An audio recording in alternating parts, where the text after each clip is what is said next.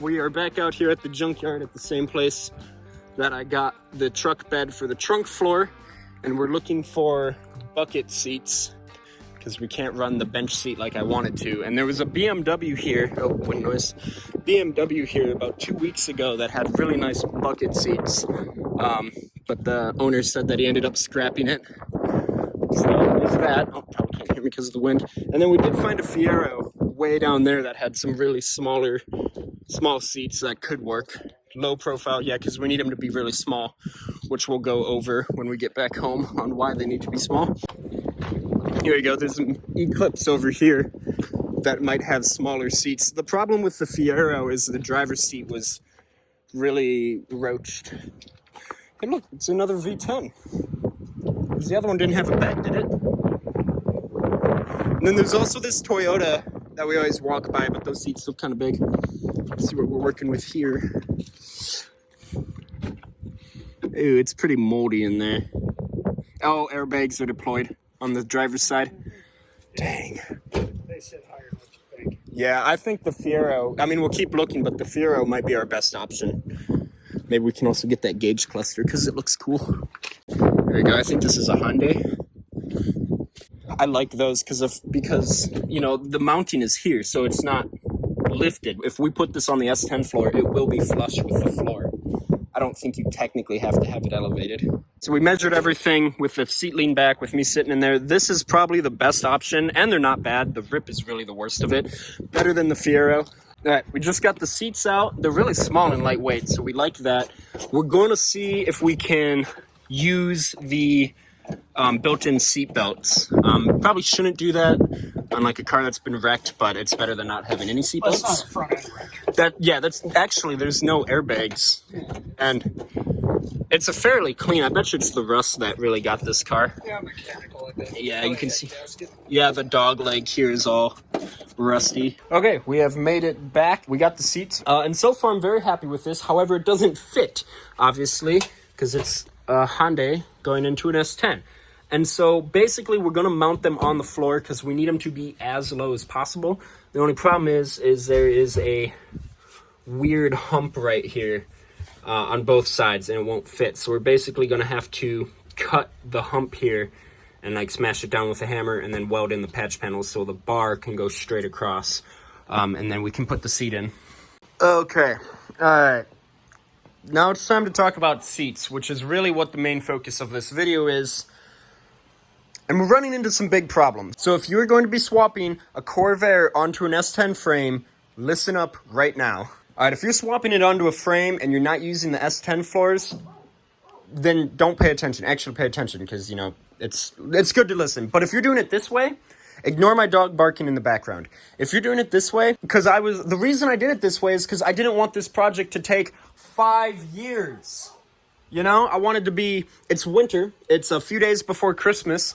I want to be driving this by next spring, which I'm going to be, and maybe even this winter. We don't know. Anyway, I needed it to be as simple as possible, so that's why I went with an S10 engine, the wiring harness, the rear end, the brakes. I can turn the key on this right now, and this will start up. I didn't want to have to program an ECU. I didn't want to have to make a custom wiring harness. I didn't want to have to do any of that. That's why I chose to do the S10 floors. All right, so look at this. This here and this here are flush, but the bolt back there is higher by about an inch or two, and then the one up there, right there, is about 3 inches higher. And the seats that I got out of this Hyundai, which are really low profile, I got them because the sliding mechanisms are like as low as you can possibly go. So when I sit in this car with no seat, like I'm sitting right there, my head is about that far from the roof because I'm kind of tall.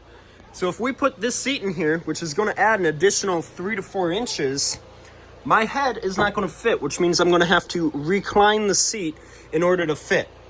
Okay? So that's one problem. The second problem is how am I going to customize this floor? What I really want to do is cut here, here, and basically this pan where the seat goes, get it out of here. make my own custom seat floor, bend up some metal like we did with the seat delete, and make my own custom seat, and then we'll weld ribs in to make it structural. But my dad was like, no, that's a lot of work, and all of this is all structural right now. This is, as he said, the only thing holding the car together, which I don't necessarily believe, because it's welded there and there. The whole car is structural now. So if we picked up the roof of this car, the entire frame would come with it. Okay? So that's what I want to do, but my dad's like, no, we should just cut this one down to make it flush, cut a slit here for the rib, for the part of the seat to go in, and then call it like that. And then I just have to drive this car the rest of the time I own it with the seat reclined. That's not going to be comfortable, and it's probably not very safe. So we're at like a huge standstill right now.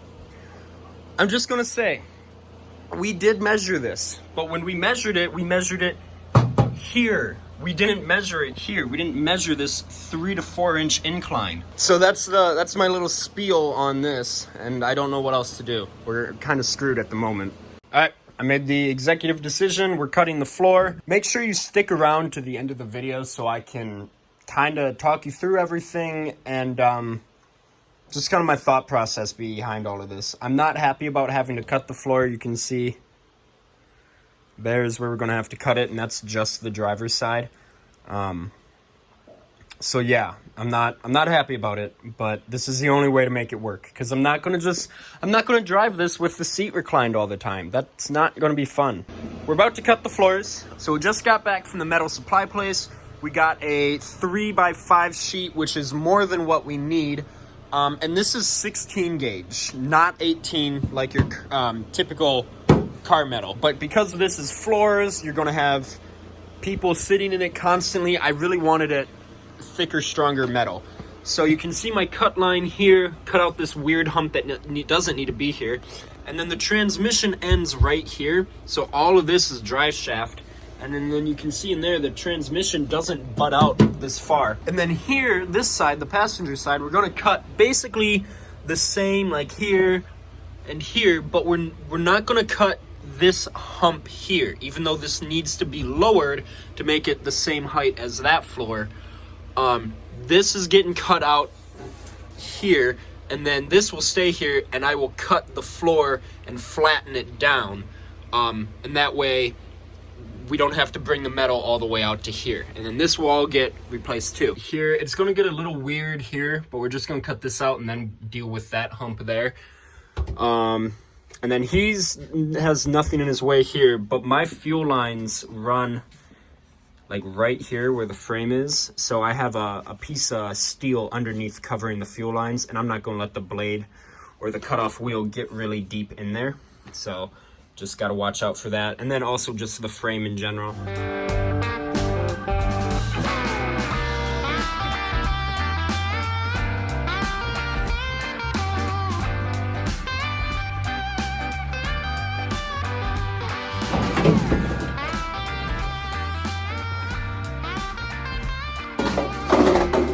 Oh my gosh.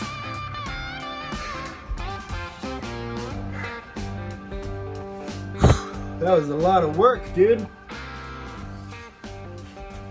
Oh man. Makes total sense to replace fuel lines.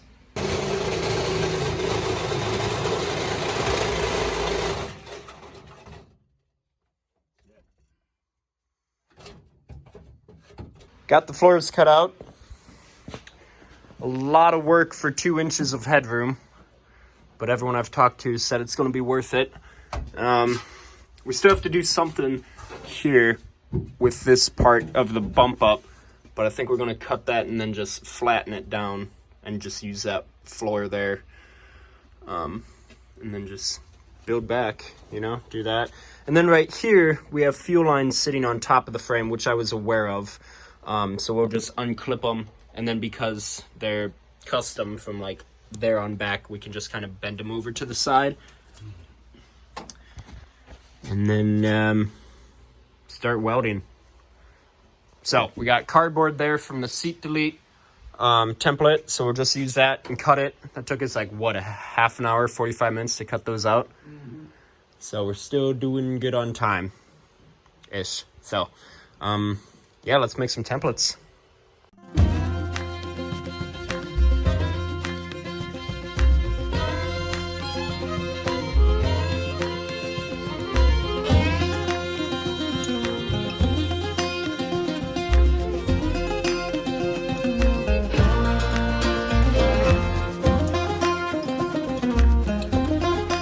Alrighty, we are back from the hardware store. So you didn't see me build a template, and you didn't see me cut this out or anything like that because we had to get up to the hardware store to bend this.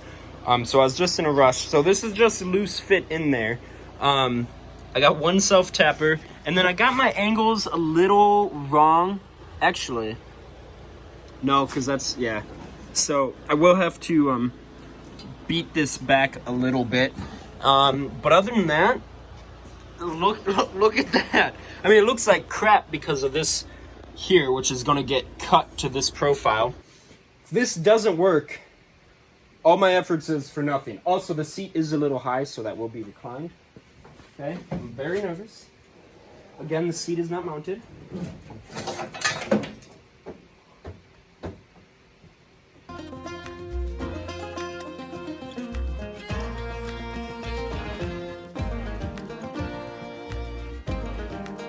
Okay, so now I just put in a few self-tappers to make sure that it doesn't move. And then I traced, can't really see it, but I traced this shape, because then we're going to cut it to fit that perfectly.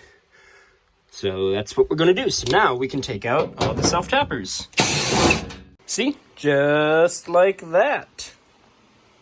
So now we are grinding as much paint, rust, a little bit of pitting right there, off the floor. I just want to weld this floor in, but I can't because, actually, look at that cut there.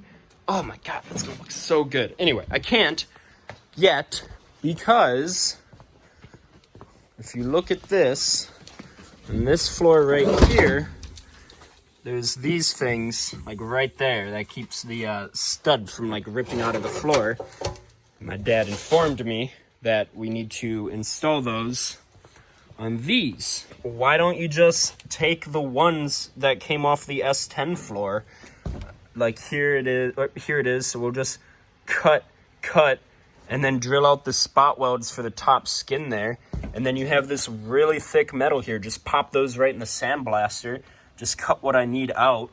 And then boom, we can use the bolts that held down the seat. And then on the Honda seats here, see the hole there? On the Honda seats, there was a bolt that drilled that held it down instead of a stud. So it'll just be opposite. You get what I'm saying. Next thing we need to do, because we can't even weld it in now, is we need to find out where we want the seat exactly. All right, so we just marked these holes. You can see them there, and there. We're going to drill those tomorrow. Then we're going to cut the studs out of there.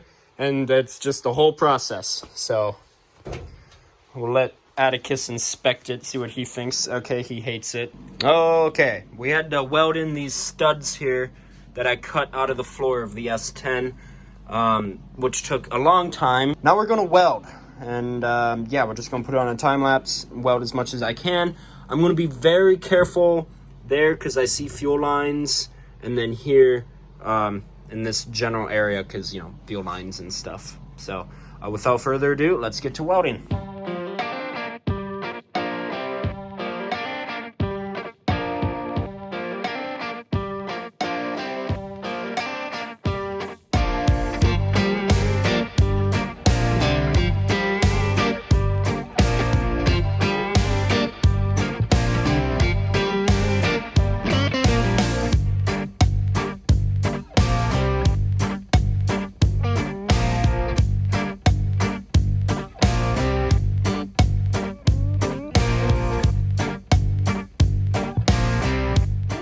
Okay, welding's going good.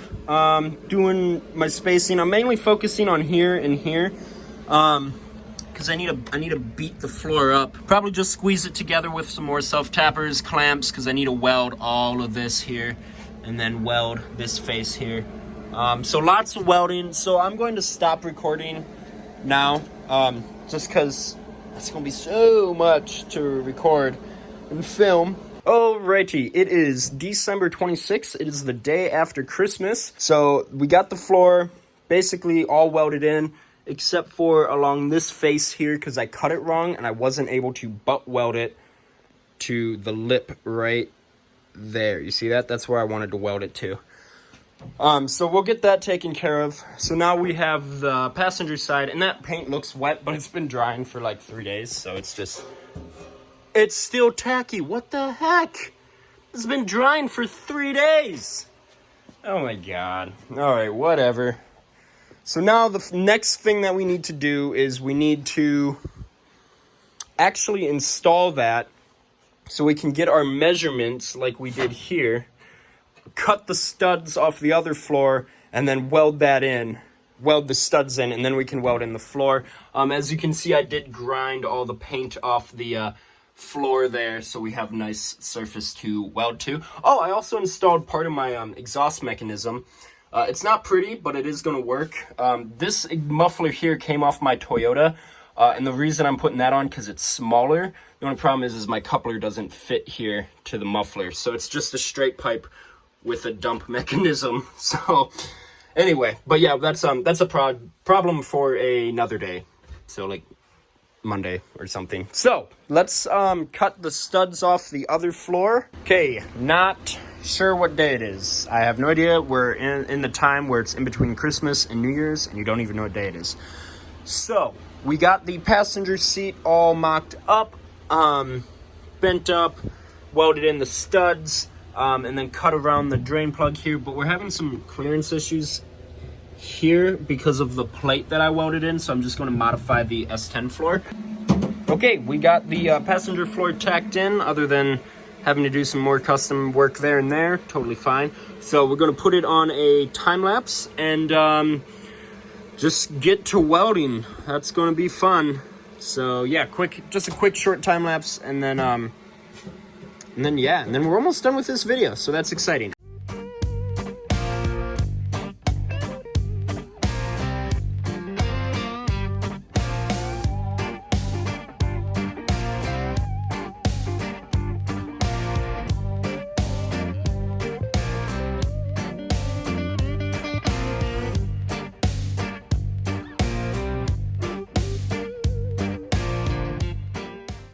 All right, it is now, I don't even know what day it is. It's the time between Christmas and New Year's, and you just have no concept of time.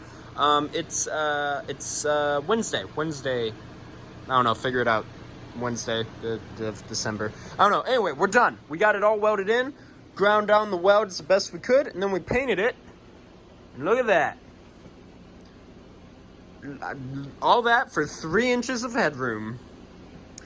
But it is going to be worth it. Also, I painted the doors to match. I rolled up the windows and then painted the doors, so yeah. Anyway, so yeah, got a little trigger happy with the paint and just decided to paint everything. But you know what? I'm glad we did this. I'm glad we did this. Again, I'm not sure when I last left off, but you didn't miss anything. It was just welding. That's all it was. Lots of welding. I do need to seam seal some stuff yet. All right. So, where do I even start? I think the most important thing is I didn't want to have to do this. I didn't want to have to heavily modify the floors like this. I wanted to put the S10 seats in that are behind the camera. I wanted to put those in and call it good. And I could have done that. Actually, that's a total lie. I could not have done that. Because my head was not where it needed to be. It was, my head was like basically up to here. And when I had measured this, got all my measurements and everything, I measured from the floor where your feet are. That's where I measured to the top of the dash. And I didn't measure where it humps up where the seat is, because I didn't think about that. And so I'm really bummed about having to heavily modify the floor like this, because it defeats the purpose of putting a Corvair on an S10 frame in the way that I did it. If you want to put a Corvair on an S10 frame, go ahead and do it. but I wanted to do it this way so I wouldn't have to make floors, so I wouldn't have to make a wiring harness, so I wouldn't have to do all this extra stuff that I am now doing. So yeah, I had to get that out there on why maybe you would reconsider heavily modifying an S10 floor. So yeah, that's what I had to say. I don't know, this is really a learning experience, I will say. I'm kind of the first one to do it like this, put a Corvair on an S10 frame and document it. I think I can kind of claim that the way that I'm doing this with an S10 floor and everything. So it's a lot of learning, learning curves and stuff like that. So I'm going to call it for this episode. So I think in next episode, which will be filmed tomorrow, we're going to lay down sound deadening, the carpet, which is on top of the roof here, make a custom shift lever. I'm super excited for that. We just got a whole bunch planned, so it's going to be more interior work. So I'm very excited for that. So thank you for tuning in. Make sure you like the video and subscribe and comment on it. And yeah, I love reading comments. It's my favorite part of the video. And if there's a question, I'll make sure to answer it. So with that being said, we'll see you in the next episode.